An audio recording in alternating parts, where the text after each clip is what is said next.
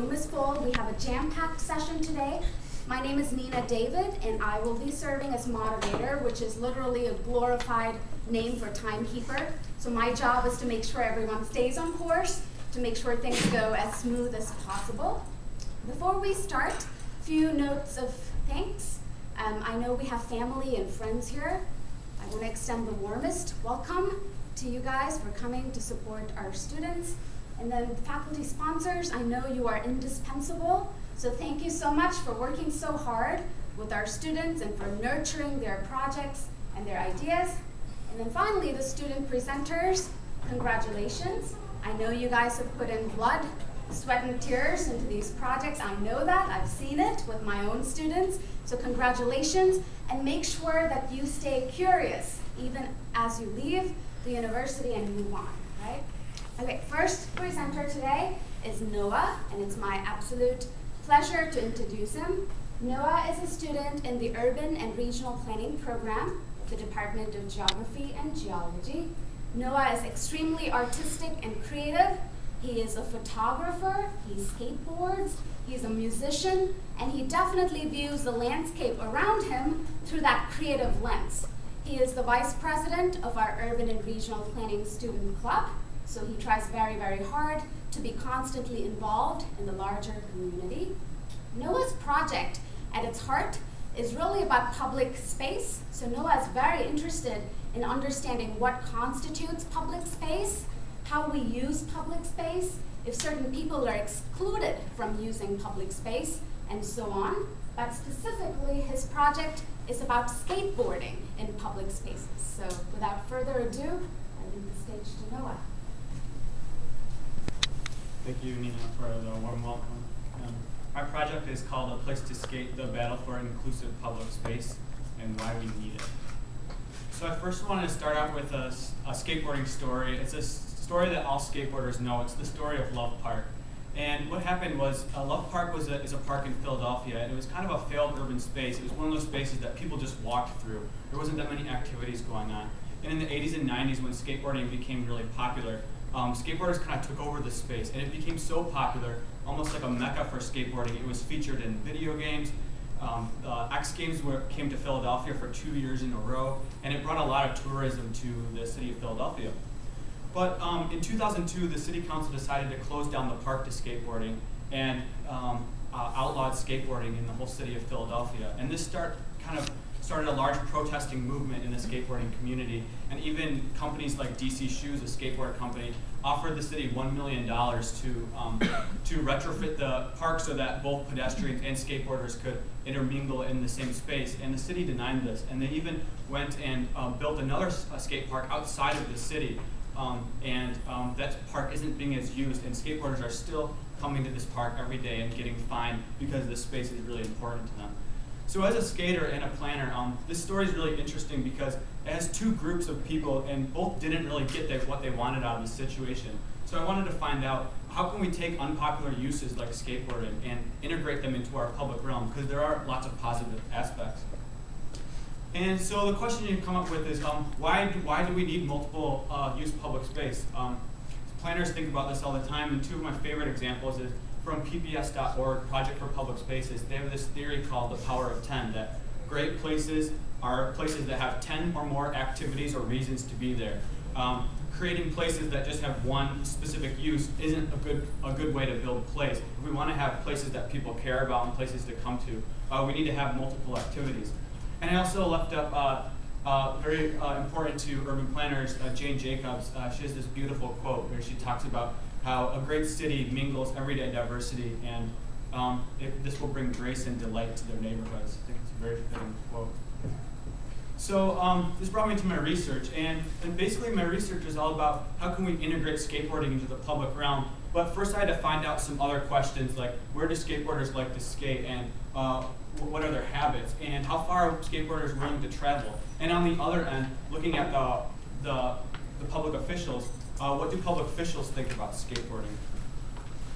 So I created two surveys, one which I brought to different skate parks around Michigan and to skate shops, and I surveyed skateboarders. And also the public officials, I created an online survey and asked them similar questions about skateboarding. And basically just to show quickly about the demographics, most of my skateboarders did skate in more than 5 years, and in the age range of 18 to 24. And there was a 98% male ratio, so it's kind of homogeneous group. But where there was a little bit more diversity was 40% in the suburban development, and then in small town and urban centers there was some more. And for public officials, I had a little bit more of a diverse group, mostly council members, but from a lot of different locations. And if you see on the left there, there's some of the places that I had surveys from. So my first question was trying to figure out the habits of skateboarders. Where do skateboarders really like to skate? And this might have been because I was interviewing these skaters at skate parks, but the highest was skate parks at about 75%. But then coming in third, fourth, and fifth were the public streets, the public parks, the public plazas. These are places skaters like to skate. And then coming into the big problem zones, which is schools and private businesses. This is where you kind of get the most butting heads between skateboarders and the private realm. And I also looked at the shopping habits of skateboarders. Skateboarding isn't just a sport, it's a lifestyle. And I found lots of skateboarders, every time they go skateboarding, they like to shop, they like to buy something, they like to get some snacks or go to a restaurant. So it's more of a sport that you're moving around in, and also participating in a commercial way as well. And then looking at the touristic aspect of skateboarding, this is oftentimes overlooked. We think if we build a skate park, this will alleviate any problems we have with skateboarding community. 91% of skateboarders surveyed had said they had traveled to a place just because they heard of a skate spot. It wasn't because of a new city, it wasn't because of a coffee shop or something, it was because of a handrail somewhere that they had heard that they wanted to go there. And also 71% that said that they had traveled 50 miles or more. And then also on the left, I kind of asked where people had traveled, and many had said places like Arizona or into metro areas like Detroit. So there's definitely a touristic aspect to skateboarding. So then I wanted to look at the public officials. How did they think about skateboarding? And I asked about the comfort levels, and of course, very high, almost 100% said that skateboarding in skate parks was very appropriate for skateboarders. But then 40% said in neighborhood streets and also in the public parks and plazas. And I found this interesting, I put it on the side here. 61% had said that if no other use was there, then skateboarding was okay there. So there's an amount of space where skateboarders might be able to skateboard appropriately. And I also asked what was concerning about skateboarding, and this is just kind of trying to figure out general things.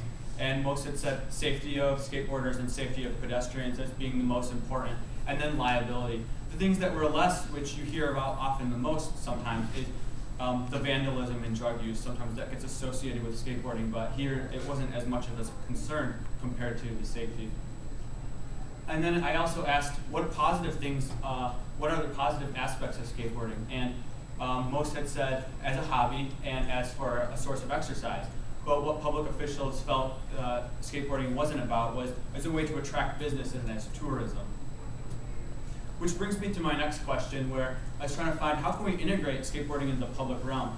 On this graph I show in the blue where skateboarders skate most often, and then public officials skate, the level of percentage of public officials' comfort. So if we look at where the smallest gap is, maybe these are places where skateboarders could successfully integrate into the public realm. So the streets or the parks or the plazas, but maybe the shopping center isn't such a good place. And then looking about 2 slides before, when I asked the public officials about attracting business and as a way, and as tourism, these were things that skateboarders had said were really important aspects of them. And these were 2 things that public officials had said weren't two aspects of skateboarding. So I thought that was interesting to see that disconnect. So that brought me to kind of the end of my research and looking at different ways we can look at this. And my first question was, how can planners and just society in general look at skateboarding as an asset? And in Michigan and in the United States as well, is there just is the problem more a lack of public space? And then lastly, can we start solving problems rather than trying to move them into different locations? So I have some examples from other areas. This is in Portland, Oregon, right under a bridge. It's called Burnside Park.